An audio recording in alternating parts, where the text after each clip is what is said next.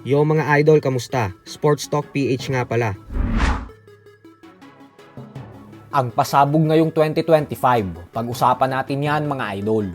Ngunit bago ang lahat ay huwag kakalimutang mag-subscribe at i-click ang notification bell button for more sports talk. So ngayong 2025 nga po ay ang siyang magsisilbing 50th anniversary ng iconic boxing event na Trinila in Manila, kung saan nagtuos ang mga heavyweight legends na sila Muhammad Ali at Joe Frazier sa Araneta Coliseum noong taong 1975. At dahil nga po sa 50th anniversary na ngayong taon, kaya naman may malaking plano na ibinunyag ang Emperor Promotions President Sean Gibbons. Ayon po kay Gibbons ay ang target daw nilang gawin ngayon ay magsagawa ng isang bigating boxing event dito mismo sa Pilipinas, kung saan 3 world title fights umano ang gaganapin dito. At ang matindi pa dito ay sa 3 world title fights na ito ay 3 Pilipinong boksingero din ang lalaban. Kaya naman ibig sabihin po niyan ay may pagkakataon ng mga pambato natin na maging isang ganap na world champion at manalo sa mismong harapan ng mga kababayan natin.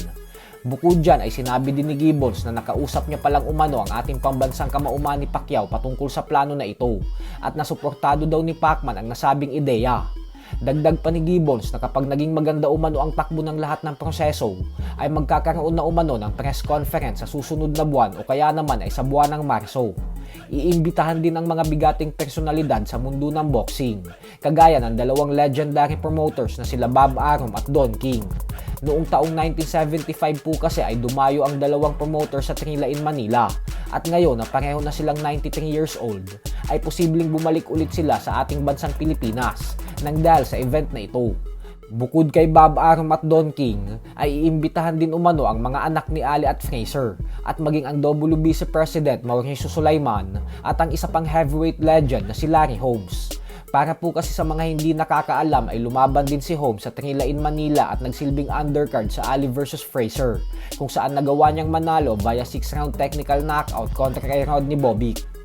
Sa kabilang banda naman mga idol ay matapos nga pong malasap ng ating pambato na si former 2-time world title challenger Jonas Sultan ang masaklap at hindi inaasahan na pagkatalo sa kamay ng Japanese boxer Rico Masuda 11 buwan pa lamang ang nakakalipas, ay sumabog nga po ang balita kahapon lamang na tinatarget na umano ang pagbabalik nito sa ibabaw ng lona.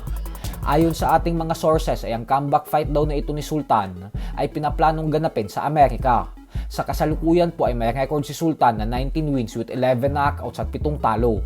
At dahil sa kanyang edad na 33 years old, ay kailangan na talagang magtuloy-tuloy ang kanyang mga panalo sa mga darating niyang laban kung gusto niya na muli siyang mabigyan ng pagkakataon na mapalaban sa isang world title fight, hanggang sa tuluyan niyang makuha ang kanyang pangarap na maging isang ganap na world champion.